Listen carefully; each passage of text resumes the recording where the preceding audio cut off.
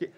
Bonjour à toutes et à tous. Que vous soyez là en train de vous asseoir dans la salle ou que vous soyez ailleurs dans le monde, bienvenue à notre événement Journée mondiale de la traduction.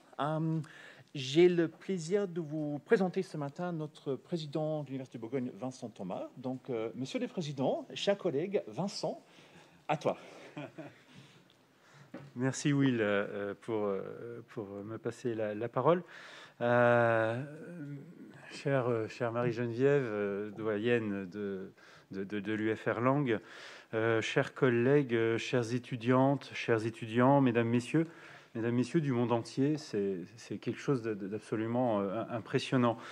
Je suis particulièrement heureux de vous accueillir ici dans cette salle multiplex qui permet justement d'aménager des infrastructures, des techniques, des instruments capables de diffuser vos propos, les miens modestement, mais vos propos qui seront infiniment plus intéressants à travers le monde. Je trouve que à l'heure de la Covid, qui nous contraint à nous enfermer un petit peu sur nous-mêmes, eh bien que cette possibilité d'ouverture sur le monde, eh bien, est une chose tout à fait intéressante et prouve que la technique peut être aussi n'est pas seulement une source d'angoisse et d'atteinte aux libertés, c'est aussi une manière de permettre à la parole de s'exprimer librement au-delà des contraintes sanitaires notamment. Donc je suis particulièrement heureux de vous accueillir ici dans cette salle. Mon plaisir est d'autant plus grand que les occasions d'ouvrir les colloques sont rares en cette période particulière qui est inédite et puis qui bouleverse notre quotidien. Il y a tout juste 48 heures, nous étions le 30 septembre, si je compte bien, et c'est jour de la fête de Jérôme, c'est la Saint-Jérôme, saint patron des traducteurs et des traductrices, évidemment. Cette date, j'imagine, a été choisie pour célébrer la Journée mondiale de la traduction en lien avec celle de la Saint-Jérôme. Et vous le savez tous et toutes, Saint-Jérôme, c'était le traducteur officiel de la Bible en langue latine au IIIe siècle de notre ère. Et ces échanges fameux qui sont parvenus jusqu'à nous avec Saint-Augustin montrent combien la traduction, ce n'est pas une affaire purement formelle, réductible au travail d'un algorithme qu'on prétend parfois intelligent. Elle est tout d'abord une activité intellectuelle qui mobilise les qualités dont seuls les femmes et les hommes actuellement font preuve. Donc les origines de la traduction ne remontent pas d'ailleurs à Saint-Jérôme ou à Saint-Augustin et à leurs échanges aussi intéressants soient-ils. Les origines de la traduction, elles remontent à des milliers d'années en ancienne Mésopotamie où l'écriture est née. Et elle s'est tout d'abord répandue sur le continent asiatique, puis à travers le reste du monde. Les pratiques de lecture et d'écriture sont devenues d'importants moyens de communication, conservant une trace écrite du savoir humain, et l'introduction des mots écrits a ouvert la porte aux premiers textes sacrés et aux écrits savants. Et la connaissance orale et écrite nous a menés vers la propagation des idées au-delà des frontières et vers un intérêt pour la compréhension des écrits dans les langues étrangères. L'une des pièces historiques les plus importantes pour le monde de la traduction est sans doute la pierre de Rosette, conservée au British Museum de Londres. Et c'est un exemple ancien de traduction, un mélange de textes religieux écrits en grec, en hiéroglyphes égyptiens et en égyptien démotique. Plus proche de nous, beaucoup plus proche de nous, en 1953, la Fédération internationale des traducteurs, une organisation internationale, est créée pour promouvoir le professionnalisme dans le secteur de la traduction. En 1991, cette fédération a souhaité l'instauration d'une journée mondiale de la traduction. Et aujourd'hui est donc la 5e édition organisée par le Master T2M de notre université. C'est un retour aux sources, puisque la première édition, je crois, avait eu lieu dans cette même salle multiplex, que donc vous redécouvrez, ou que vous découvrez si vous n'avez pas assisté à la première édition. Et donc vous revenez à Dijon après 2 éditions délocalisées, donc pas si loin que ça quand tout de même, hein, puisqu'en 2018, cette journée se tenait dans les locaux de Nicéphore Cité à Châlons. Et en 2019, c'était à Montbéliard, donc en Bourgogne-Franche-Comté, en co-organisation avec l'UFR STGI du Nord-Franche-Comté. Ces journées connaissent un succès grandissant. On m'a annoncé plus de 350 inscrits et une centaine de personnes en présentiel. 250, j'en déduis au moins, à distance, qui vont donc suivre les travaux de cette déjà très belle journée par une diffusion, par YouTube, si mes informations sont bonnes. Donc cet événement a été conçu en association avec les étudiants des masters en traduction d'Angers, de Mulhouse, de Strasbourg, d'Avignon et de Limoges. Et tous ces étudiants participeront évidemment avec les étudiants dijonnais au Traduel en fin de journée, une sorte de joute de traduction entre étudiants évalués par des traducteurs professionnels de la SFT. Je tiens à saluer plus particulièrement les collègues et les étudiants du master de Beyrouth qui connaissent actuellement une situation délicate et complexe dans leur pays à plusieurs titres et malheureusement nos destins sont liés par l'histoire et je tenais à leur dire tout notre soutien fraternel. Cet événement a été co-organisé en synergie totale avec la délégation régionale de la SFT, de la Société française des traducteurs, et c'est là un point essentiel qui apporte l'assurance de la qualité de la formation pour l'intégration de nos diplômés. Et je tiens donc à remercier très sincèrement la Société française des traducteurs et ses représentants. J'ajouterai quelques mots sur l'actualité 2019 du master de Dijon emblématique. Il a obtenu la labellisation nationale par l'Association française des formations universitaires au métier de la traduction. Il a obtenu également la labellisation de la Direction générale de la traduction de l'Union européenne, ce qui lui permet de rejoindre le réseau d'excellence European Masters in Translation. L'ouverture du double diplôme Dijon-Mayence en traduction spécialisée, le master y a évidemment sa part pleine et entière. Et c'est ce qui va permettre finalement, et ce rayonnement du master va permettre évidemment d'enrichir les échanges en atelier de mise en réseau entre étudiants, enseignants-chercheurs et professionnels. Le thème retenu cette année pour votre colloque, c'est « Trouver les mots pour un monde en crise ». Il y aura 2 tables rondes professionnelles avec la SFT ce matin. Il y aura une table ronde plus axée recherche l'après-midi avec Thiel et la Direction générale de la traduction de Bruxelles sur la terminologie du Covid-19. Et puis, à la fin de journée, pour finir, le fameux Traduel dont je parlais tout à l'heure. Avant de terminer et de passer la parole enfin aux spécialistes de la traduction, je tenais à souligner une perspective pour l'avenir, puisque vous le savez certainement, l'Université de Bourgogne participe à une alliance européenne d'universités qui s'appelle Forzem, et qui est une sorte d'alliance universitaire qui est censée porter un projet d'université européenne et qui a été labellisé, on va dire, par la Commission européenne à l'issue d'un appel à projet.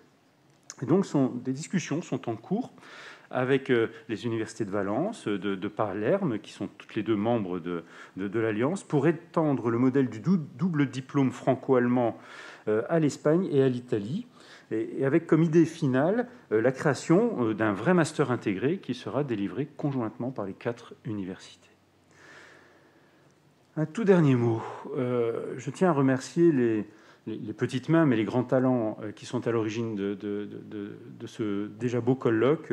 Je pense bien sûr à Laurent Gauthier, qui est à la fois un germaniste reconnu, bien sûr, par ses pairs, par évidemment l'université. Il est également le vice-président chargé de la valorisation de la recherche dans notre université. Je l'ai sollicité précisément parce qu'il vient des SHS, il vient des langues, et que je souhaitais indiquer à la communauté universitaire, et peut-être au-delà des murs de nos campus, ou des frontières de notre campus, parce qu'il n'y a pas de mur autour de notre campus, de nos campus, d'indiquer que la valorisation de la recherche, c'est pas seulement l'affaire des sciences exactes, des sciences prétendues ou soi-disant dures, c'est aussi l'affaire de toutes les disciplines qui font l'objet de recherche à l'université.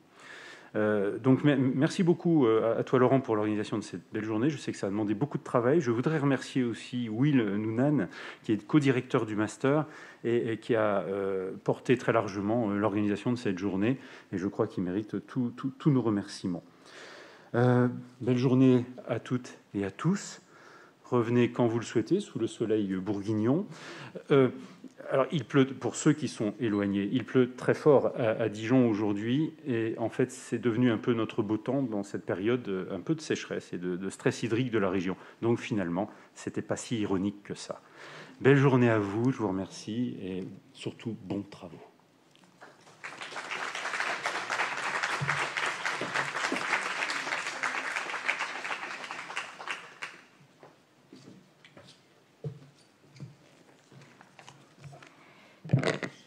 Bonjour à tous.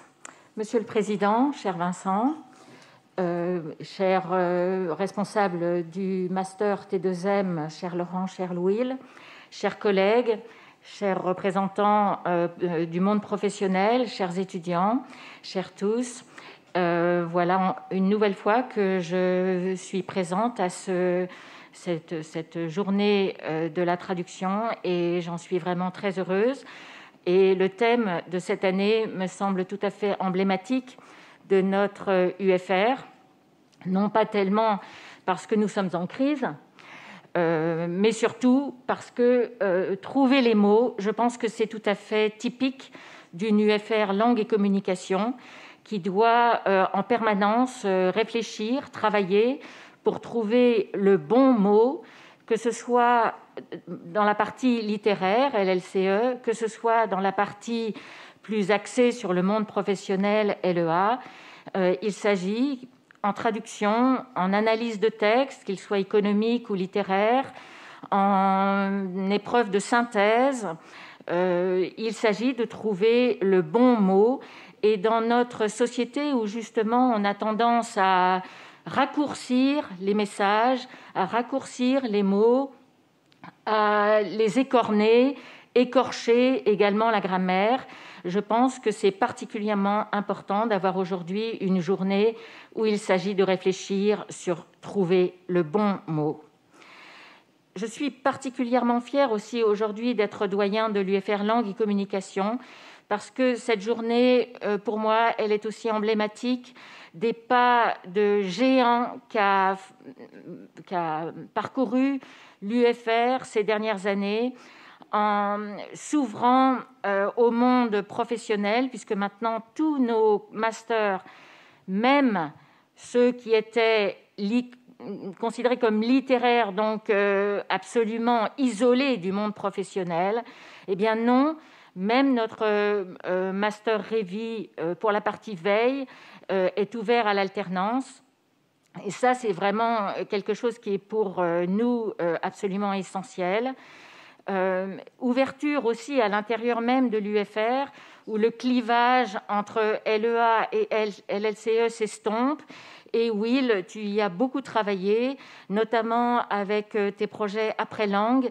Et c'est vraiment quelque chose que je salue, parce que pour moi, c'est absolument essentiel d'effacer ce clivage qui a duré pendant trop longtemps entre une LEA où on pouvait faire les cours, même si on n'était pas des spécialistes, et LLCE qui restait le phare, en quelque sorte, de l'UFR. Et bien maintenant, on a deux phares, et ces deux phares qui nous éclairent sont aussi importants l'un que l'autre et doivent se compléter l'un l'autre, et c'est quelque chose auquel vous contribuez et qui me rend particulièrement fière aujourd'hui. Ces dernières années nous ont montré aussi combien nous savions, je dis nous, mais en fait c'est vous enseignants, vous, représentants du monde professionnel, ce partenariat donc avec les entreprises et ici bien sûr avec les professionnels de la traduction, c'est particulièrement essentiel et là encore nous permet de nous nourrir mutuellement, d'améliorer nos formations, de les axer davantage sur vos besoins, sur les nécessités du monde de l'entreprise, de mieux connaître les enjeux, mais vous, de votre côté aussi, de mieux connaître notre monde, de profiter aussi de notre richesse en recherche. Et tout ça, je trouve que c'est vraiment quelque chose qui me tient à cœur, qui m'a toujours tenu à cœur et que je salue également aujourd'hui. La technique est assez impressionnante, du moins pour moi qui suis justement du côté plutôt littéraire. Et je voudrais remercier bien sûr tous ceux qui ont contribué au succès technique de cette journée. Je sais combien ils sont débordés en ce moment, combien ils sont accaparés tous. Et je les remercie d'être présents et d'avoir été présents tout ce mois de septembre dans des conditions assez difficiles de la rentrée. Ouverture technique qui nous permet d'être en lien aussi avec l'international, avec le monde, avec un M majuscule. Et là encore, je salue cette ouverture absolument nécessaire. On est une UFR langue et communication. Et à quoi sert la communication si on ne communique qu'avec soi-même ? C'est une ouverture au monde qui nous entoure. Là encore, c'est absolument essentiel. Et je le vois bien au public qui est présent aujourd'hui, à la fois présentiel, à la fois distanciel, à la fois présent dans les différentes universités partenaires d'aujourd'hui et bien sûr à la fois au-delà de nos frontières, que ce soit Allemagne, Liban ou autres pays présents aujourd'hui. Je crois que j'ai oublié l'Espagne et l'Italie, bien évidemment, avec ce projet For Them que l'UFR porte avec beaucoup de bonheur. Je vous souhaite à tous une très belle journée, qu'elle soit fructueuse, qu'elle soit belle, qu'elle soit signe à nouveau de cette communauté qui nous relie avec des frontières qui s'effacent entre le monde professionnel, les différentes universités et à l'intérieur même de l'UFR Langue et Communication. Et donc, je suis particulièrement heureuse de cette journée aujourd'hui. Je vous souhaite un bon travail.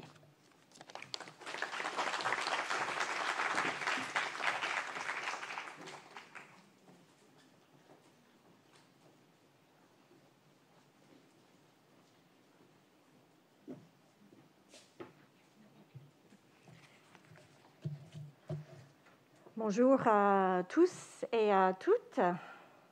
Je suis Marie Moritz. Je suis déléguée de la SFT.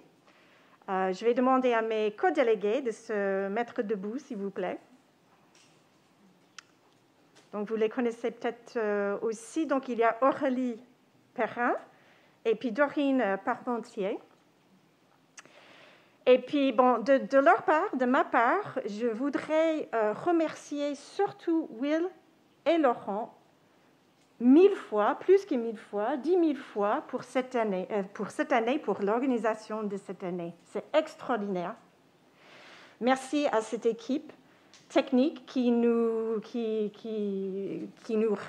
reliait avec 2 de nos collègues qui sont ailleurs.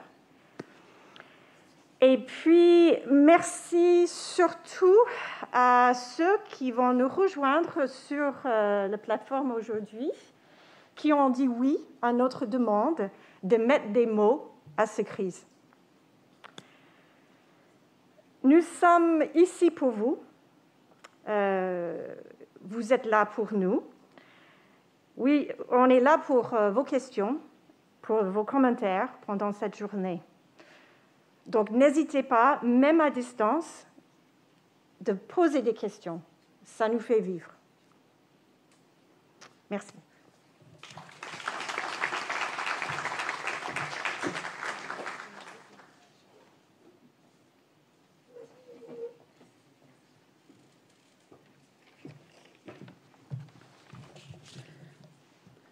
Bonjour à toutes et à tous, je suis Charline Mathis, présidente, et voici Léa Montmayer, vice-présidente de la Junior Agence du Master Traduction Multimédia.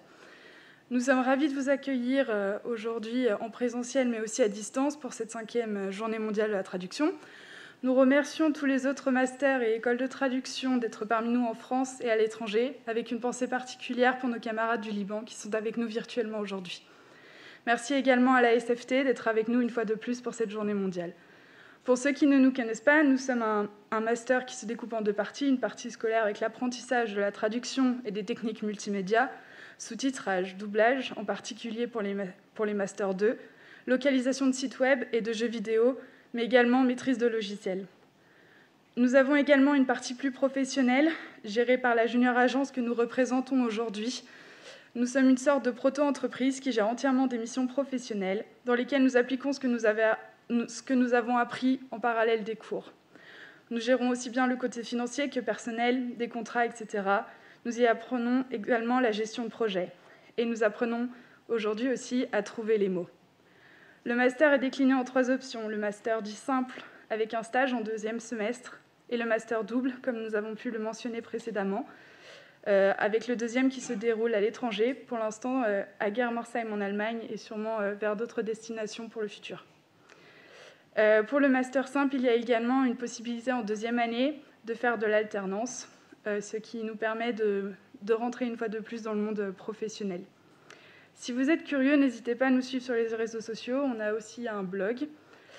Et voilà, nous sommes contentes de pouvoir interagir avec vous grâce au Traduel avec les autres formations. Et on espère pouvoir trouver d'autres moyens pour tisser plus de liens entre nos formations à l'avenir. Je vous souhaite à tous et à toutes une bonne journée mondiale de la traduction. Merci.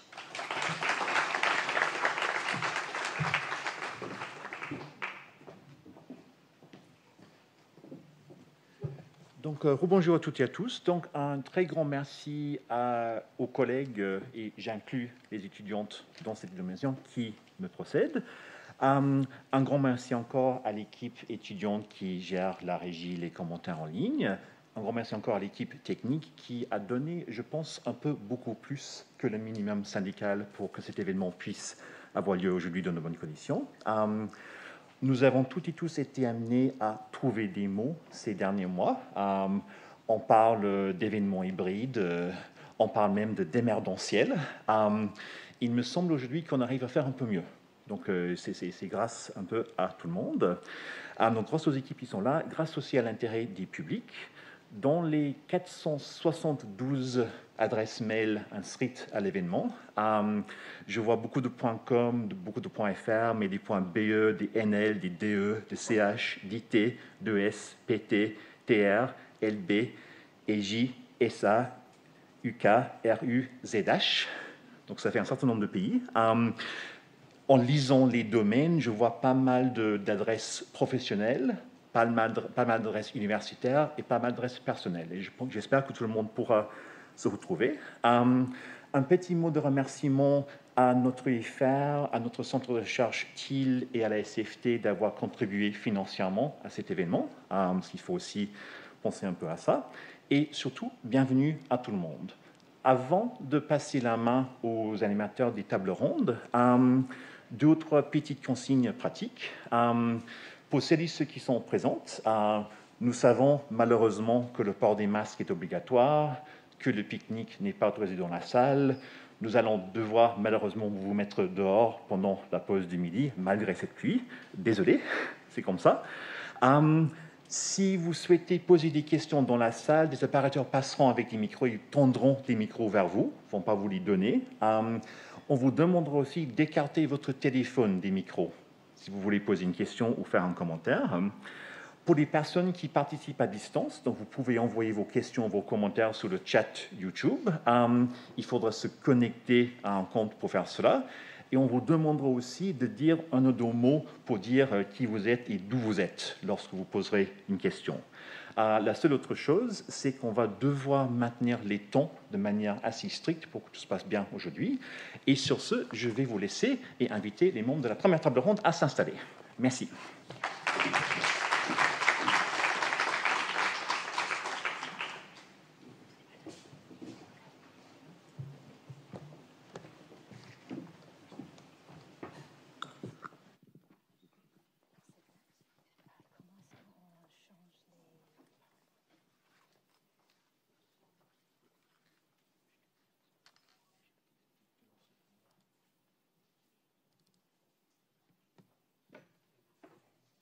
Bonjour. Bonjour à toutes et à tous.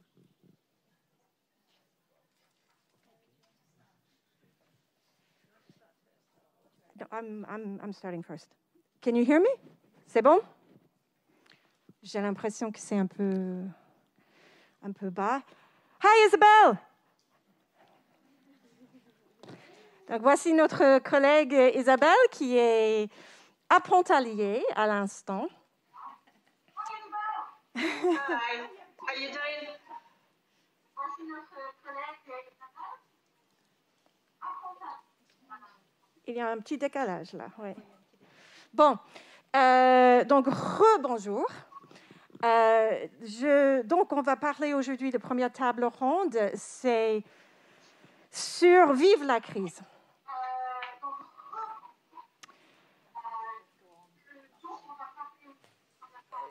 Donc on a tous une histoire de comment on a vécu cette crise. On a tous une histoire. On était tous quelque part quand on a su que le confinement allait tomber. On a tous une histoire comment on a vécu cette crise. Et on a tous nos histoires de comment on a fait des déconfinements en France et comment on vit maintenant. Là, aujourd'hui, on est là pour partager avec vous par rapport à ce que nous avons vécu individuellement et ensemble comme traducteurs et traductrices. C'est assez... je vais laisser mes collègues commencer avec leurs histoires et après, on va voir les thèmes en commun qu'on a et surtout comment on envisage l'avenir. D'abord, je vais parler un petit peu de la Société française des traducteurs, dont je suis déléguée régionale pour la Champagne, Ardennes, Bourgogne, Franche-Comté. Ça veut dire qu'on va du nord à l'est. C'était fondé en 1947 et puis en fait, c'est un syndicat professionnel qui a pour but de promouvoir le métier de traduction et interprète. On est à plus que 1600 membres. À mon avis, c'est à peine plus. Ce diapo a été fait il y a plusieurs années. Et on est aussi un membre fondateur de la FIT, dont on a entendu parler tout à l'heure, et aussi l'Union nationale des professions libérales. Pourquoi? Parce que la plupart des traducteurs travaillent à leur compte. Alors, qu'est-ce que je ne fais pas? C'est bon, OK. Un peu de calme. Alors, donc, la SFT a fait un sondage des membres dès que le confinement est tombé, dès que ça s'est mis en place. C'était évident qu'on allait être affectés tous et toutes. Donc, ils ont fait un sondage de mi-juin à mi-juillet avec ce nombre de participants, 84% qui étaient membres et puis des partis non adhérents. En gros, 57% des personnes qui ont répondu pensent que oui, la crise va changer l'avenir, va changer comment on effectue notre métier. Donc, avec 48% qui prévoient de créer une activité complémentaire, donc faire plus que la traduction. Et on voit qu'il y a quand même 23% qui pensent de reconvertir. Ça veut dire quitter la profession éventuellement. 15 qui vont arrêter temporairement pour les raisons diverses. Et 7 qui vont vraiment fermer la porte de leur activité à cause du Covid. Également, il y a eu un CSR Research qui a fait aussi un sondage global, donc mondial. Ils ont posé des questions par rapport aux tarifs, des questions par rapport à la baisse de travail, etc. Et donc là, on voit clairement il y a eu une baisse de revenus, une baisse du volume de travail, et heureusement, il n'y a pas eu trop de demandes de baisser les tarifs, par contre. On voit alors la demande de qu'est-ce qu'on voit pour l'avenir du marché. Et il y a eu des répondants qui ont dit on pense que Covid a bien changé le marché pour toujours. Ça va être différent à partir de maintenant. Excusez-moi, c'était temporaire. Mais il y avait 25% quand même qui ont dit ça va être permanent. Donc ça, c'était fait avant c'était fait au même temps, c'était fait en juillet-août. Là, on est en fin septembre, début d'octobre. Et puis, on verra si on pense que ça va changer temporairement ou permanent. Alors, c'est un peu évident, mais ils ont fait la demande aussi. Que sont les secteurs qui ont été moins touchés ou touchés au niveau positif, qu'il y avait beaucoup plus de boulot, ou les secteurs qui ont été touchés où il y avait une réduction de boulot? C'est presque évident que healthcare, donc la santé, tous les secteurs autour de la santé ont eu une augmentation. Les sciences, alors ensuite, social networks, on devient oui, pourquoi, comment est-ce qu'on a pu rester en contact? C'était par toute l'informatique, tout qui passait par l'informatique. IT services and software products. Alors, ceux qui ont baissé, les événements, tourisme, automotive, business sectors, tout le monde était en chômage technique ou chez eux, etc. Donc, c'est toujours le cas, ça. Et on verra tout à l'heure, quand on parle de nos métiers, etc. C'est toujours le cas. On est beaucoup, beaucoup touché si on travaille dans ces secteurs-là.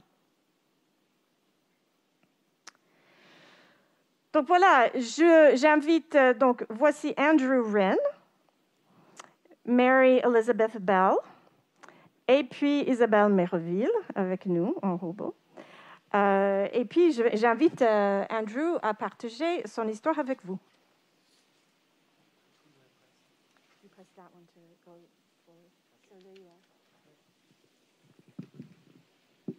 Bonjour à toutes.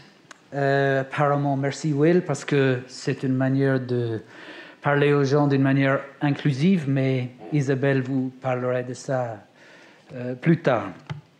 Je m'appelle Andrew Wren, je dirige une société dans le Haut-Jura qui s'appelle Juralangue, et nous avons 3 différents métiers, donc la traduction, la formation en langue et de l'interprétation.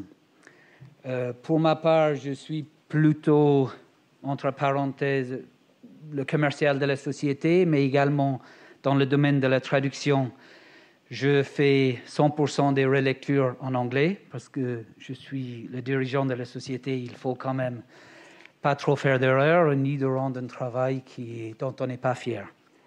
Dans la formation en anglais, bien évidemment, je fais un peu auprès des responsables d'entreprise. Et dans l'interprétation, je travaille surtout dans le domaine de l'optique et de la lunetterie en tant qu'interprète, parce que dans le Haut-Jura, c'est assez connu pour ça. Donc, nous avons créé notre société en 1991 et nous avons réussi à vivre et à survivre dans le Haut-Jura jusqu'à 2020. Une chose que j'ai appris, c'est qu'il faut surtout être active et réactive. Alors, je travaille tous les 7 semaines en Irlande, une petite semaine de travail dans le domaine de l'optique, et je suis revenu le 16 mars à Lyon, voir un aéroport vide, prendre sa voiture, prendre l'autoroute, arriver à la maison et entendre une autoroute vide aussi, et entendre Emmanuel Macron parler le soir à 20h. Alors, lui, il a parlé de l'interdiction de déplacement. Par la suite, on a parlé du confinement. Pour moi, ce n'est pas tout à fait la même chose. Pour moi, c'était franchement quelque chose d'horrible. Je l'ai très, très mal vécu. Je ne comprenais pas pourquoi on fermait une économie. J'avais très, très peur pour l'avenir. Donc, OK, voilà ce qu'on a vécu tous, j'imagine. Donc, moi, pendant 3 jours, pendant plusieurs jours, je n'arrivais pas à dormir, je n'arrivais pas à lire et je n'avais aucune concentration. C'était, pour moi, une période très, très difficile. Par la suite, bon, j'ai une femme. Elle en avait marre, elle n'aimait pas trop que j'étais en train de déprimée, entre guillemets, et elle m'a dit qu'il fallait bouger. C'est ce que j'ai fait. Donc, je suis allé faire mon petit tour. Heureusement que nous vivons dans le Haut-Jura. Il n'y avait pas trop de gendarmes, il y a beaucoup de forêts. Je cours, donc je suis allé courir. Et j'ai compris qu'il fallait s'adapter et vite. Donc, dans le domaine de la traduction, en fait, ça fait 30 ans que nous faisons du télétravail.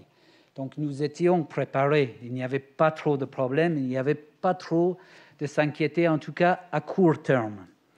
Parce que, nous, ce que nous avons fait, c'est que nous sommes en contact avec beaucoup d'entreprises, beaucoup de responsables de marketing, beaucoup de responsables de communication et de relations publiques. Ces gens-là, on leur a demandé de faire du télétravail depuis chez eux. Donc, nous avons gardé nos relations. Il y avait des projets en commun qui continuaient. Et en fait, pendant 2-3 semaines, un mois dans le domaine de la traduction, nous n'avons pas vu beaucoup de changements. Dans des cours d'anglais, comme je vous avais dit, il fallait agir, réagir. C'est ce que nous avons fait. Donc, nous avons appelé tous nos clients avec lesquels on travaillait en présentiel, on va dire, et nous leur avons demandé de passer à Zoom ou à Skype ou à tous les différents systèmes de travail à distance. Donc, à ce moment-là, il y a une petite... parce que, en fait, quand vous passez à Zoom, enfin, moi j'ai 53 ans, vous n'avez pas forcément l'habitude de ça, et surtout vos clients, ils n'ont pas l'habitude de ça.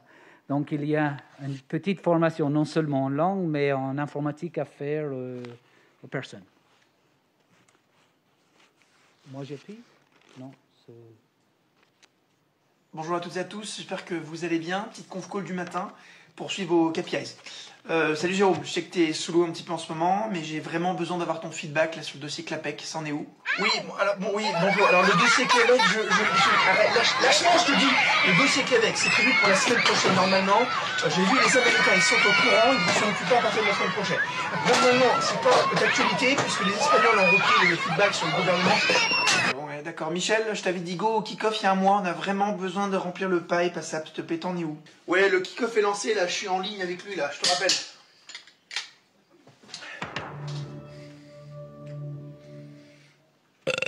Michel, vous êtes au courant que votre caméra est allumée? Ah merde! Ouais, Bernard, je sais que t'es dans le Jura, ta connexion c'est compliqué, est-ce que ça va mieux? Et ça, c'était nous dans le Haut-Jura. Bernard, est-ce que tu peux répéter, s'il te plaît? Ouais, coucou Martine, t'as 2 conf calls demain matin à 10h, faut pas que ça rate, tu sais comment ça marche maintenant? Ça marche?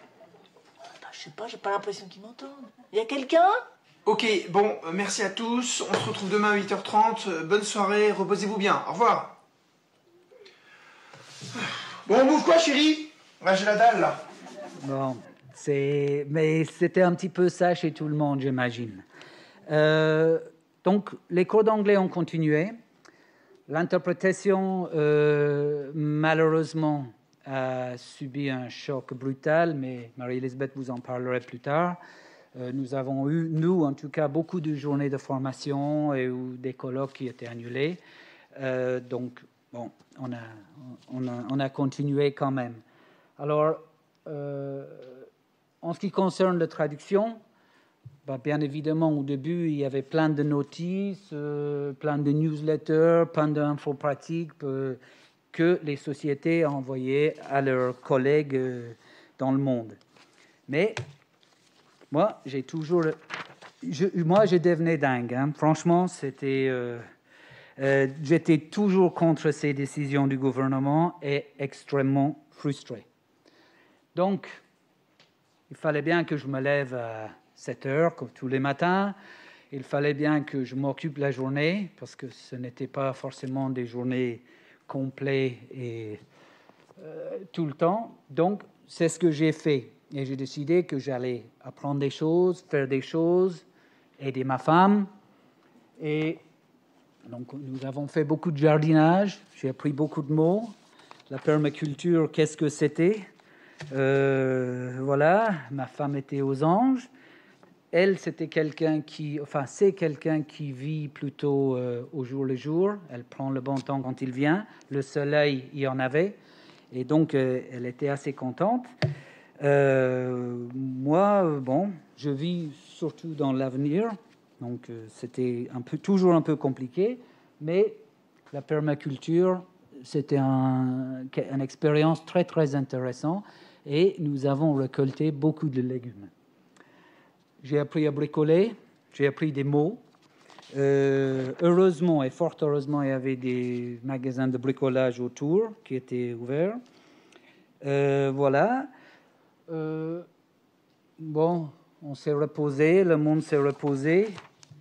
Et le 11 mai est arrivé. Et toujours, j'avais du travail. Donc, je me levais tous les matins. Il y avait quand même 3, 4 heures, 5 heures de travail par jour. Parce que ça continuait. Tout le monde est passé au télétravail dans le domaine de la communication. Il y avait des projets à finir. Alors, c'est à partir du 11 mai où on s'est rendu compte qu'il n'y avait pas forcément des projets dans l'avenir pour nous. Et donc là, OK, chaque action a une réaction et les sociétés ont peut-être mis en attente un certain nombre de projets. Donc, et mois de mai également, juin, juillet, août, pour nous, ce sont quand même des mois assez calmes. J'ai dit, OK, tant pis, on va attendre. On peut quand même jouer au golf, apprendre, s'améliorer au golf. Et pendant juin, juillet, août, jusqu'à début septembre, voire mi-septembre, parce que normalement, les projets redémarrent en septembre et on nous contacte, on fait pas mal de devis. C'est pas venu tout de suite en septembre. Il y avait encore une peur dans les entreprises. Alors pour nous, comme je vous avais dit, on a toujours continué à travailler. Certaines sociétés ont mis quand même des plans de formation en route. Donc nous avons profité quand même un petit peu de ça. Et nous avons continué à rentrer un petit peu de chiffre d'affaires. Ces gens-là, bon, le postillon, c'est un petit jeu de mots, mais pensez à ces gens-là parce qu'il y a beaucoup de gens qui ont terriblement souffert. Nous, ce n'était pas vraiment notre cas. On a continué quand même et on a maintenu le chiffre d'affaires jusqu'à septembre. On voit des projets commencer maintenant, vers la fin de septembre, la dernière semaine de septembre. Nous avons été consultés pour pas mal de travail. Ça nous donne un peu d'espoir. Voilà. Après, on m'a demandé de parler de comment on voit l'avenir. Certainement moins de globalisation, plus de technologie. Oui, je pense que c'est possible. Dans le domaine de la traduction, en tout cas pour nous, je pense que ça risque d'être compliqué. Google Traduction s'améliore, Trados prend de plus en plus de l'ampleur. Est-ce que Google n'achètera pas Trados? On ne sait pas. Les jeunes qui rentrent sur le marché ont besoin de travailler, donc cassent un peu les prix. Pour nous, ce n'est pas forcément facile. La formation, continuerait beaucoup avec Zoom, j'espère.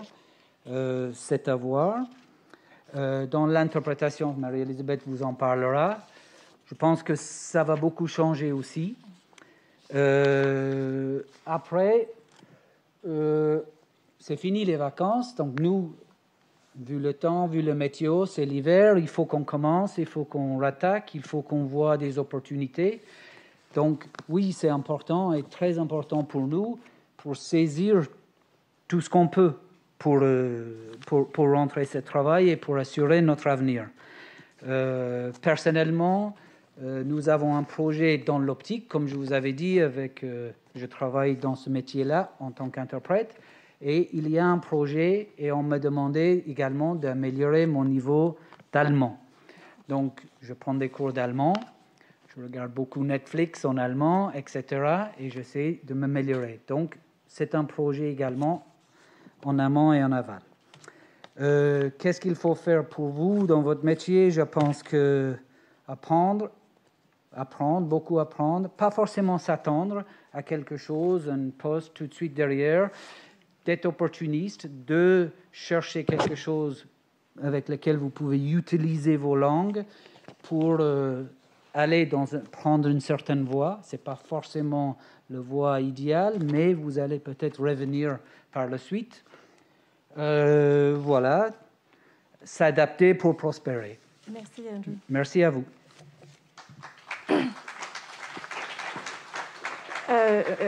Merci beaucoup, Andrew, pour ce témoignage. Et puis, je pense qu'il parle à nous tous. Alors, juste une question de ma part, et c'est par curiosité.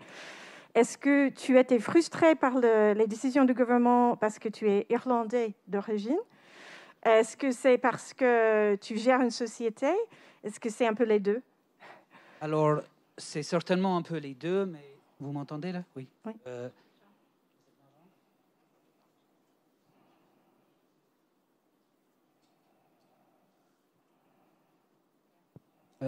Oui, excusez-moi. Certainement un peu les deux, mais également, vous savez, je n'ai plus 20 ans, donc notre maison est payée.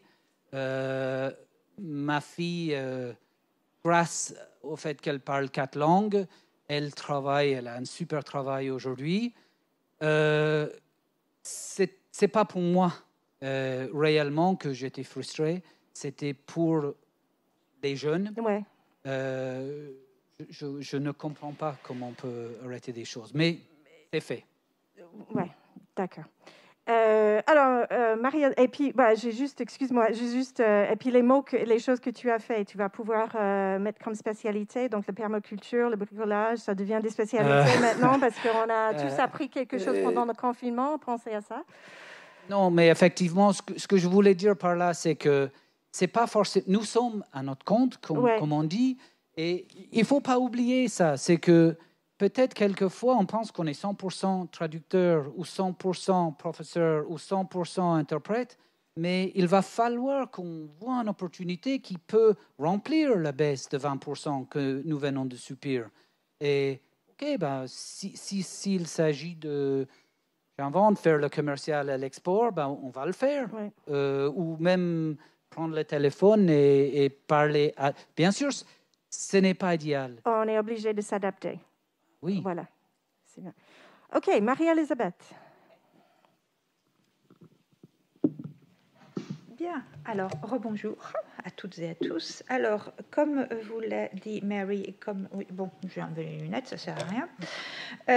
Je suis plutôt interprète. Je suis même carrément interprète de conférences et de simultanées et consécutives. Et traductrice également. Ces 15 dernières années, je n'ai pratiquement fait que de l'interprétation. Alors, je m'appelle donc Marie-Elisabeth Bell, ça c'est mon nom de femme mariée, hein, j'ai un nom britannique, et je travaille principalement pour la Grande-Bretagne. Vive le Brexit. Je ne sais pas ce que ça va donner, mais bon, pour l'instant, ça va. Il y a autre chose entre-temps. Bon, qu'est-ce qui s'est passé pour nous? Alors, comme Andrew, je suis revenue ventre à terre, juste avant le confinement. Je suis rentrée, par contre, j'avais encore une journée de plus que lui. Nous sommes rentrés le dimanche, je dis nous, parce que j'étais en mission de l'autre côté de la France et que nos commanditaires n'avait pas jugé bon de nous relâcher avant le tout dernier moment. Nous avons appris le samedi soir au restaurant à 11h que nous fermions à minuit. Donc, ça a été un petit peu la débandade. Et bon, habitant en France, c'était pas trop grave. Moi, j'avais que le train à prendre, hein, ça s'est bien passé. Mais j'avais des collègues, plein de collègues étrangers, où ça a été un peu plus compliqué. Donc, notre dimanche matin s'est passé sur les sites Internet à tenter de trouver des avions, des bateaux, puis au fur et à mesure, toutes les frontières fermaient, tous les avions étaient annulés. Enfin, c'était assez amusant. Je suis donc rentrée, et puis rien. Alors, rien du tout. Pour l'interprétation, ça a été la fermeture totale. Donc, revenu 0 pointé. Tranquille. Il n'y a pas photo. C'était fini. Plus de congrès, plus de conventions, plus de réunions, plus rien. Donc, ayant un certain âge, je n'ai pas forcément besoin de travailler. D'ailleurs, certaines personnes me demandent pourquoi je ne suis pas en retraite. Je vais vous le dire tout de suite, c'est parce que je n'ai pas du tout l'intention d'être en retraite, du fait que j'adore mon métier. Donc, je ne vais pas le lâcher. Ceci dit, je me suis calmée, je ne pars pas en Corée demain, etc. Ça, je ne le fais plus, je demande un petit peu plus de préavis maintenant. Quoique, hier, j'ai fait une mission en urgence, donc je vais en reparler en interprétation à distance, et je vais revenir là-dessus. Maintenant, tout est urgent, parce que qu'est-ce qui se passe, c'est que les entreprises attendent le dernier moment. Elles ont toujours attendu un petit peu le dernier moment, mais là, c'est carrément 1 heure avant. J'y vais pas. J'ouvre, je fais ma réunion, je la fais pas. C'est comme ça que ça se passe, et on trouve les gens qui peuvent être là, et moi je me trouvais là, et puis donc j'ai accepté la mission. Que s'est-il passé? Donc, confinement. Moi, ça ne m'a pas trop perturbée. Habitant maintenant dans un petit village, je n'ai pas trouvé ça terriblement difficile. Je n'ai pas été masquée, confinée, enfermée dans un studio, à l'inverse de pas mal de mes collègues parisiens qui ont vraiment commencé à craquer. Pas de travail et pas pouvoir sortir, ça, c'était un peu dur. J'ai donc passé le confinement tranquillement. J'ai constaté qu'il ne se passait rien. Donc, si vous voulez, je n'ai pas eu vraiment de choix à faire. Je n'avais pas à me dire qu'est-ce que je vais faire, qu'est-ce que je ne vais pas faire, puisque c'était nul. Donc, il faisait beau, donc j'en ai un peu profité. J'ai vite fait le tour du kilomètre autour de mon village. Donc, j'étais bien contente quand ça s'est un petit peu ouvert. J'ai toujours maintenu une certaine activité de traduction, mais je cible énormément parce que quand on a fait toute une journée d'interprétation, retravailler le soir pour finir une trad, non.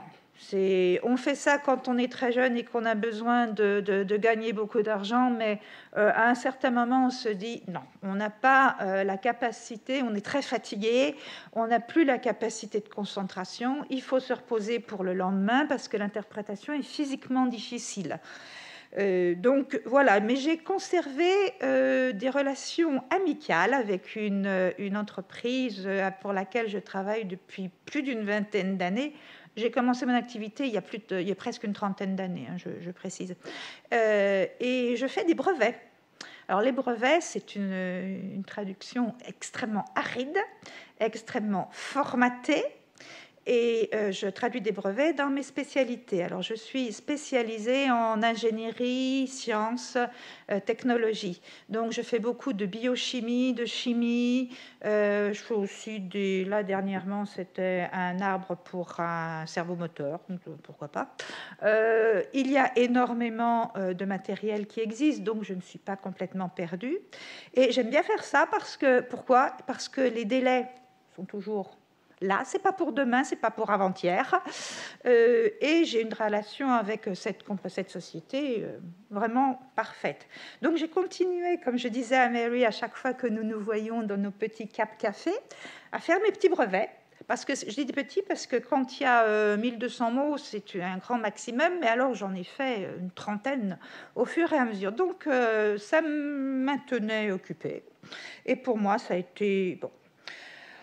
Le confinement s'est fort bien passé, mais au bout d'un certain temps, donc après le fameux 11 mai, on s'est dit on va peut-être revoir quelque chose. Ben non, pas terrible.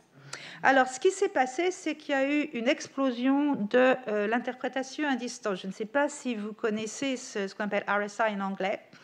L'interprétation à distance, c'est un petit peu ce qu'on fait avec Isabelle. Isabelle est là, elle est interprète et elle interprète ce que je dis. Voilà. Ceci dit, il y a toute une technique derrière. Quand vous êtes interprète en simultané, que ce soit en cabine ou avec ce qu'on appelle le bidule, c'est-à-dire ce qu'on utilise quand on fait les guides, il y a une technique, il y a tous ces gens-là derrière qui règlent le son, qui font attention si tout le monde est bien en ligne, etc. Quand vous êtes chez vous, il n'y a plus tout ça. Alors, qu'est-ce que ça veut dire pour nous? Ça veut dire pour l'interprète, premièrement, qu'il faut qu'il ait un endroit où s'installer tranquillement.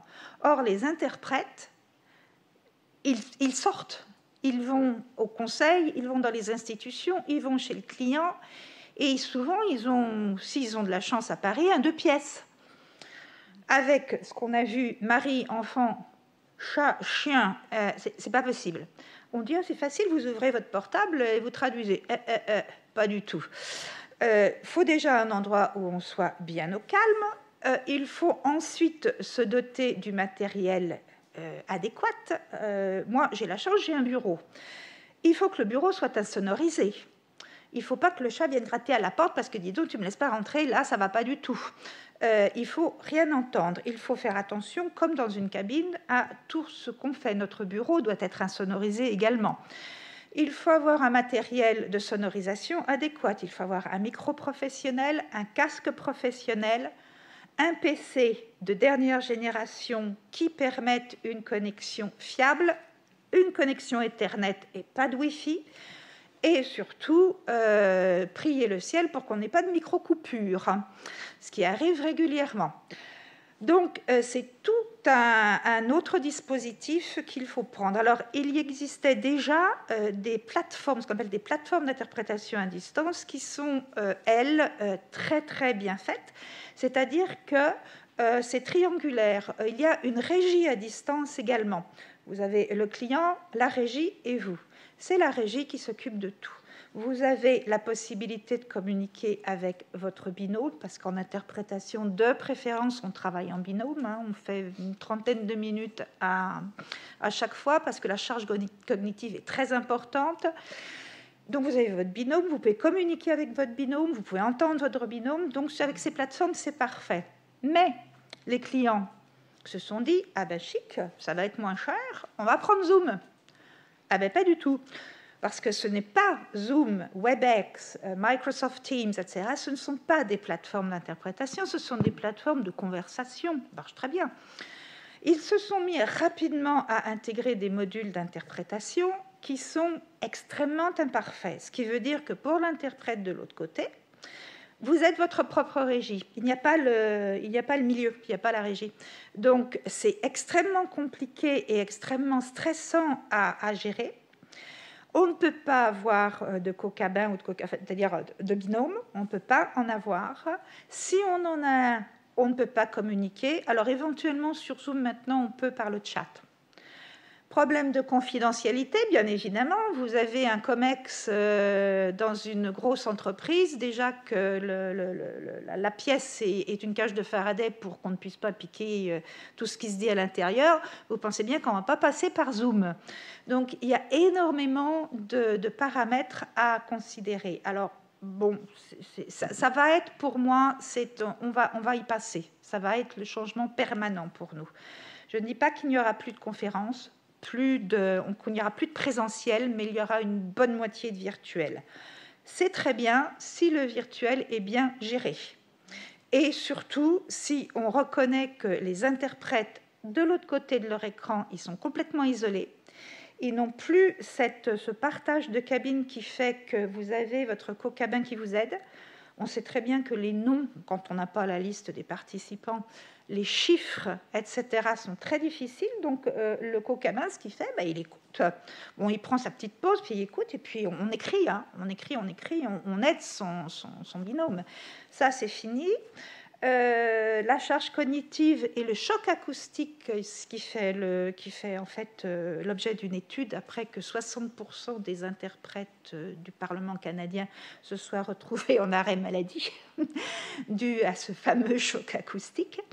C'est très important. La sonorisation, on ne peut jamais avoir la même sonorisation que dans une cabine avec une régie.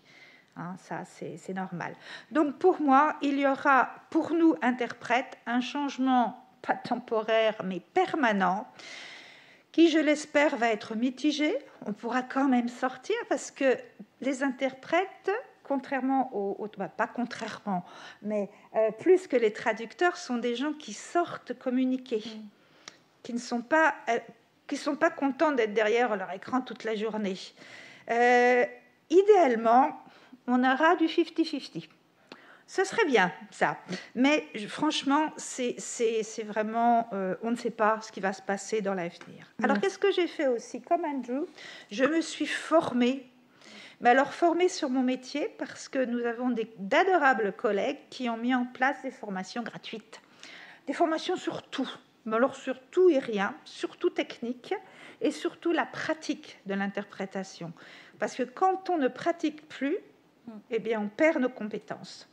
Donc, nous avons des groupes de pratique d'entraînement à l'interprétation qui existent déjà à Bruxelles, à Paris, et puis maintenant, une amie brésilienne a lancé Amerivox, qui est une fois par mois. Donc, on peut continuer à pratiquer parce que ça, c'est le danger.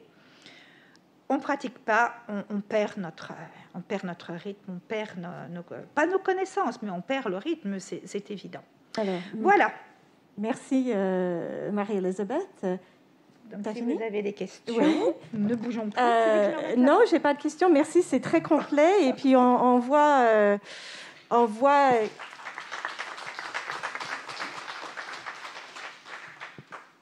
le changement. C'est très condensé, en fait, ce que tu dis, parce que c'est vraiment rien. Et puis maintenant, l'évolution dans le métier qui était immédiate.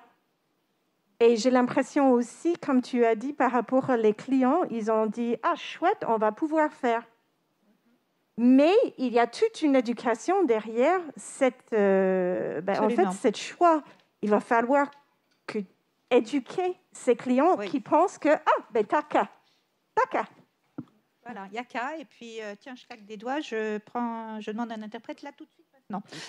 Non. Je pense qu'une des choses aussi que je retiens, c'est la spécialisation. Je pense qu'il faut surtout dans votre avenir de ne pas le négliger. Parce que quand on se spécialise, on fait des contacts.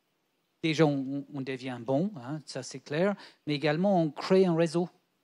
Et c'est quand il y a une crise qu'il faut votre réseau, réellement. Ces gens-là, grâce à ces gens-là, dans mon réseau, dans le domaine surtout de l'optique, c'est les premiers à vous soutenir. Donc, n'oubliez jamais ces choses-là. Ne pensez pas que c'est « Oh, j'ai un client ici, à droite, à gauche, en haut, en bas ». S'il y a quelque chose qui vous intéresse, va chercher dans cette spécialité. Déjà, vous l'aimez d'entrée, et deuxièmement, vous allez créer votre réseau. Oui, tout à fait. Et n'hésitez pas à vous former par tous les moyens possibles et imaginables. Vous lisez des revues. Moi, je lis régulièrement La Recherche, Sciences et Avenir, je lis Natural Geographic, etc. Tout est bon à prendre pour conforter votre spécialisation. Merci. On va passer à Isabelle à distance et puis voir comment ça marche. Je vais avoir le téléphone. Alors, Isabelle. Ah oui.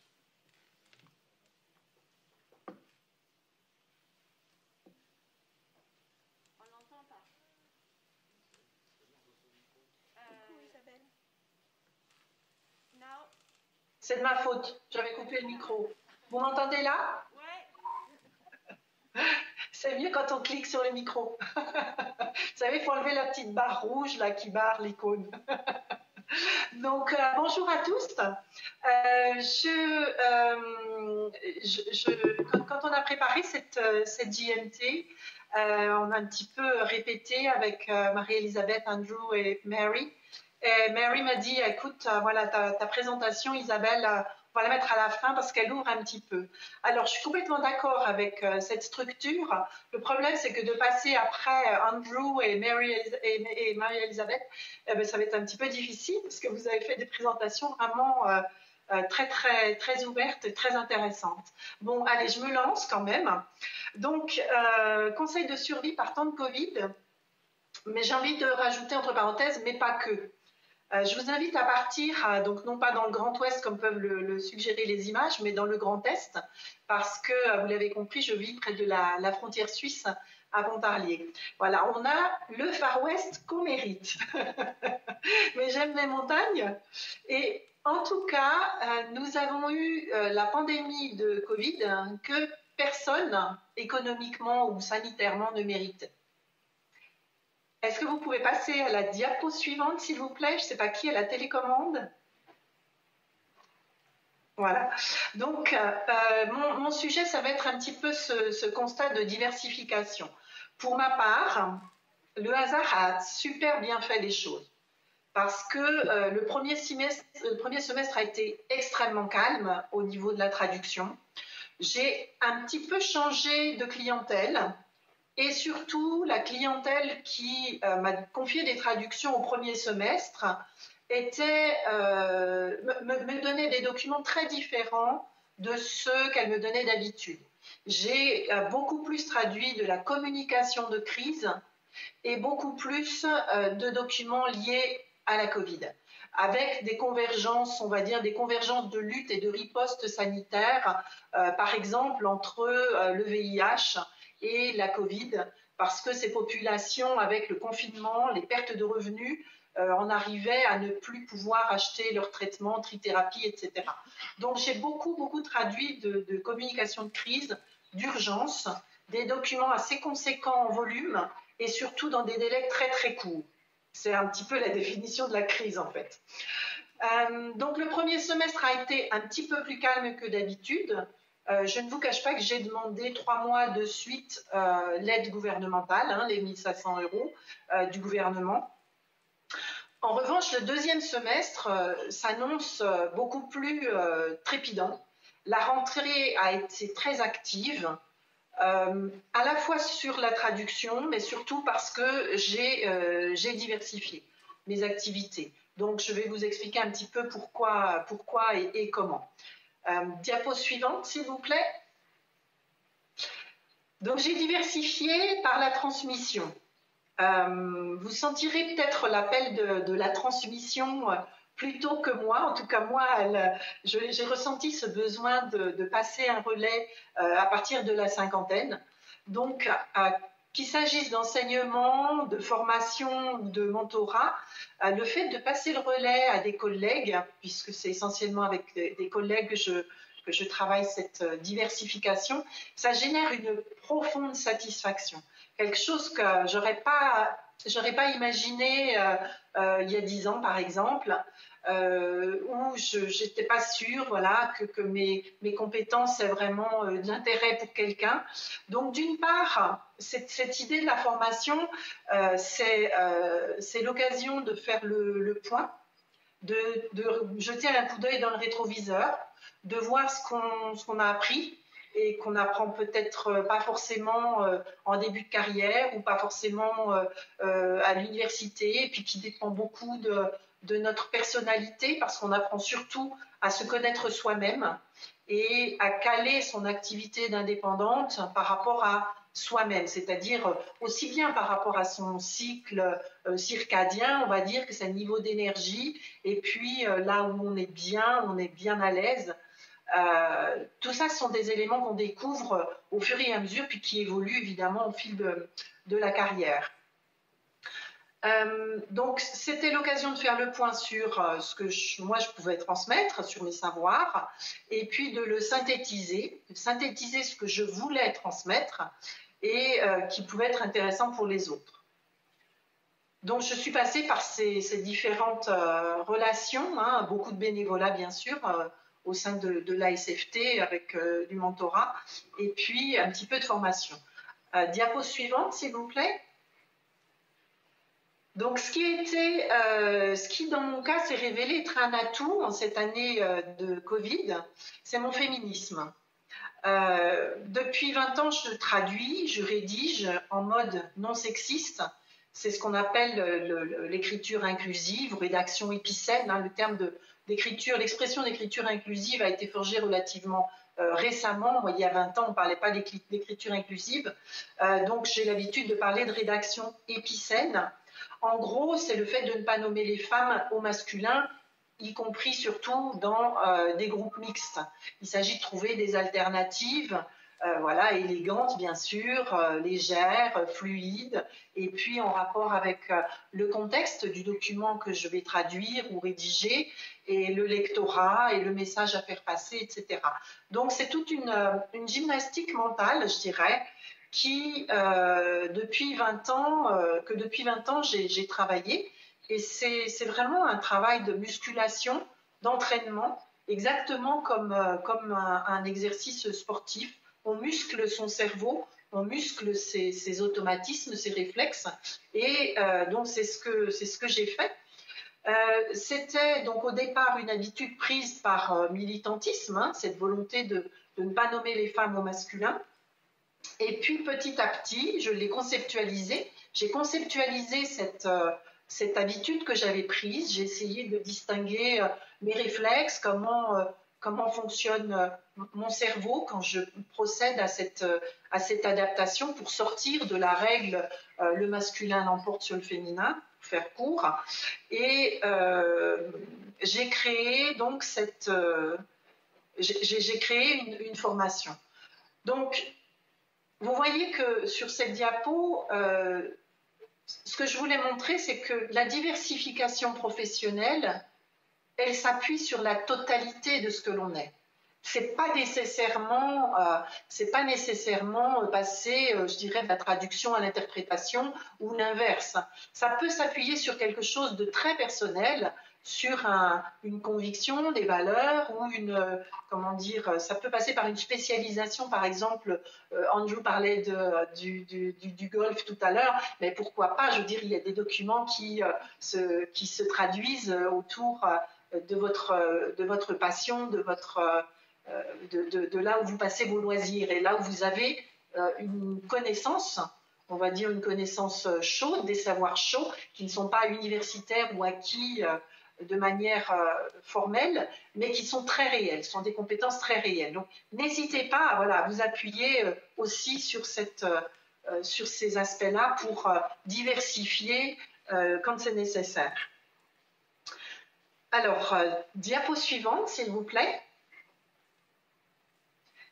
Voilà, donc ce qui s'est passé quand j'ai eu un petit peu compris comment fonctionnait mon cerveau et accepté l'idée par ce qui se passait dans la société à l'automne 2015, automne 2017, quand j'ai compris qu'il y avait peut-être un intérêt pour d'autres que moi à savoir-faire, un savoir-faire en fait, voilà, j'ai construit cette formation. Donc une formation qui s'appelle Écrire sans exclure.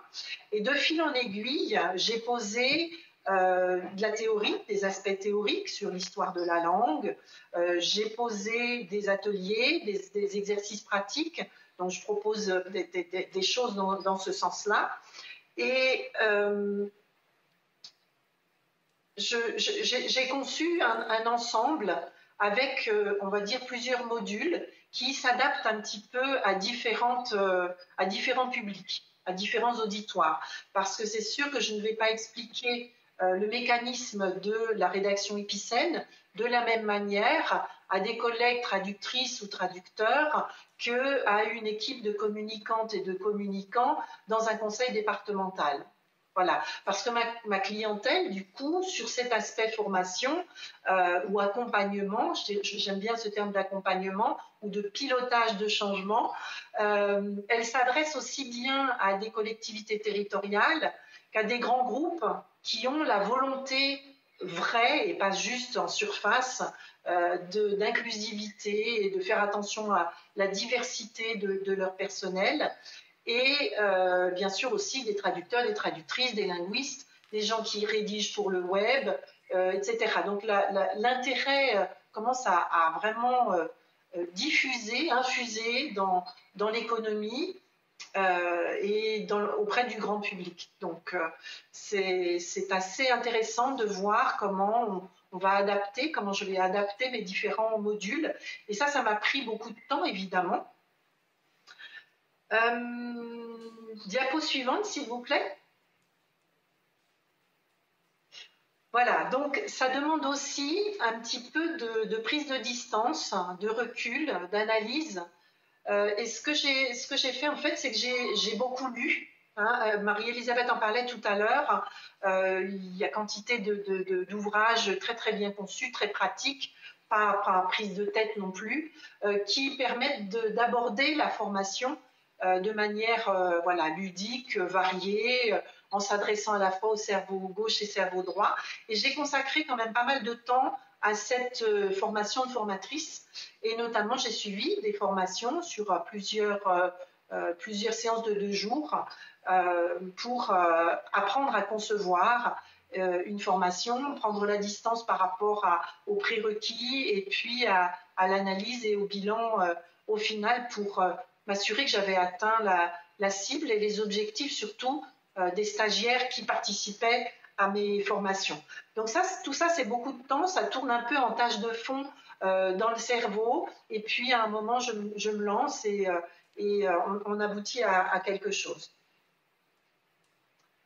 Diapo suivante, s'il vous plaît. Voilà, cette formation, cette conception, après, il faut la faire vivre, hein, parce que l'actualité étant ce qu'elle est, et le gouvernement nous appelant à des vacances apprenantes, un jour, Marie-Elisabeth en parlait tout à l'heure aussi, on a quand même continué à se former à des sujets peut-être un petit peu différents. Donc c'est vrai que c'était intéressant d'arriver à cette conjonction de temps d'apprentissage, de temps différents, où nous n'étions peut-être plus forcément concentrés sur nos cœurs de métier, faute de pouvoir travailler comme d'habitude, on va dire, business as usual. Donc c'était intéressant de voir émerger cette demande de formation, et pour moi ça a été vraiment le bon moment. Donc j'ai appris j'ai continué à me former moi aussi pour par exemple tourner, monter des vidéos, et ça a été assez ludique et assez sympathique. Donc ma grande chance, ça a été que l'écriture inclusive a franchi une étape d'acceptation la même année que cette pandémie nous a cloués à la maison. Donc c'était un moment où, où tous les responsables d'entreprises et de gouvernement nous appelaient à profiter de ces temps pour nous former. Donc diapo suivante, s'il vous plaît. Donc voilà, un petit peu pour conclure, je l'ai dit en entrée de matière, et je le répète maintenant, il faut surtout pas faire comme moi. Il faut surtout pas faire comme moi et imaginer que il va y avoir cette convergence chronologique de 2 bons moments qui, à un moment, vont vraiment converger pour remplir un temps mort. Il faut absolument anticiper. Donc, ce que je peux conseiller aujourd'hui, ou la leçon, disons, que je pourrais tirer de cette année qui commence à s'achever un petit peu, c'est d'anticiper. Anticiper des volets qui ne reposent pas sur les mêmes pieds, ajouter un 3e, un 4e, un 5e pied à votre activité. Bien sûr que la spécialisation est hyper importante et ça n'est pas contradictoire. Et je dirais que ma spécialisation en traduction épicène a permis de déboucher sur cette formation en rédaction épicène, et que peut-être que plutôt que rajouter un 3e ou un 4e pied, il s'agit simplement de pouvoir passer, de pouvoir peut-être basculer d'un pied sur un autre ou de 2 pieds sur un autre. Enfin, je ne sais pas comment imager un petit peu cette notion, mais en tout cas anticiper, parce que je suis convaincue que la progression de nos professions va nous amener à ça, à plus de flexibilité. Et puis, voilà, ça c'est le chien que vous entendez en arrière-plan. Je dis rien, c'est un briard, il fait 50 kilos, donc il a une belle voix de basse. Voilà, anticiper, je crois que c'est la grande leçon. Et puis, garder beaucoup de flexibilité, c'est très important pour pouvoir s'ajuster, parce que je crains que nous ne connaissions d'autres épisodes. Ouais. Sinon de confinement, en tout cas de fonctionnement économique, donc financier, perturbé et différent de ce que nous avons connu jusqu'à présent. Oui, merci Isabelle. Voilà, merci beaucoup. Et ça a super bien marché. Il y avait le petit décalage du diapo, mais franchement, Isabelle, c'est comme si tu étais ici avec nous. Franchement, c'est bien.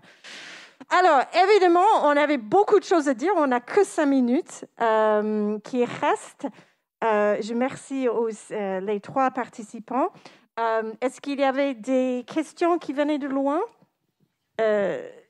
il faut me passer une question. On va essayer de voir si on peut intégrer nos participants de loin. Vas-y. On a d'abord une question pour Marie-Elisabeth Bell, qui vient de 2 personnes, de Karen Ferreira Meyers et Aloïs Pierre, qui vous demandent, en fait, vous avez parlé de formation lors de votre discours. Est-ce qu'il serait possible d'avoir plus de détails à propos de celle-ci? Qui les organise et où les trouver? Alors, j'ai parlé de formation complémentaire. Attention, je n'ai pas parlé de formation initiale en interprétation. Alors, pas du tout. Ces formations, c'est par exemple Tech Forward, ce sont 2 anoraks, littéralement. Ils sont fous de technologie. Ils sont chacun accrédités pour interprétation aux Nations Unies et à la Commission. Et ils se sont retrouvés, bien entendu, chez eux. Ils en ont profité pour aller dégoter tout ce qu'il était possible de dégoter sur l'Internet pour faciliter l'interprétation à distance. Et alors, c'est fou ce qu'ils ont trouvé. Mais bon. Et il y a également ces entraînements à l'interprétation, mais c'est pour les interprètes déjà professionnels pour qu'ils conservent leurs compétences. Ce n'est en aucun cas une formation initiale. Ceci dit, ces 2 personnes, je veux bien leur donner tous les liens par Internet, si on peut voir ça après, hein, pas de souci. Voilà, la formation initiale, c'est difficile. On espère qu'elles pourront se faire à distance. Par exemple, Genève est en train d'étudier quelque chose pour faire des modules à distance. On n'a pas besoin d'être en présentiel pour tout, mais il faudra quand même aller à l'université à un moment ou à un autre. Hein. Merci. Merci. Alors, autre question de loin? Donc, c'est une question de Céline Lewis pour Elisabeth Merville, qui demande si vous pouvez suggérer des ressources ou des formations utiles sur l'écriture inclusive. T'as entendu, Isabelle? Oui, je remets mon micro. Il existe plein de façons. La volonté de se pencher dessus est déjà le déclencheur, bien sûr. Après, c'est une habitude à prendre quand on traduit, quand on écrit, de repérer les masculins dits génériques qui nomment des femmes et systématiquement, parce qu'il n'y a que comme ça qu'on peut vraiment progresser, systématiquement identifier tous les masculins qui désignent des êtres humains et proposer alors les différentes possibilités, hein, soit le doublet féminin-masculin, soit un terme épicène, c'est-à-dire un terme qui ne préjuge pas du sexe de la personne. Par exemple, les linguistes émérites sont un substantif et un adjectif épicène qui ne préjugent pas du sexe de la personne qui travaille dans les langues et met ses compétences à disposition. Donc l'entraînement, c'est une bonne chose. Voilà. Après, il existe des formations, il existe des ateliers, il existe beaucoup de choses gratuites, hein, bien sûr. Vous allez trouver des choses sur le web sur le sujet. Merci Isabelle. Et puis, on est obligé d'arrêter cette table ronde. Je vous remercie encore les participants de tout cœur. Et puis, on va passer à la suivante. Merci.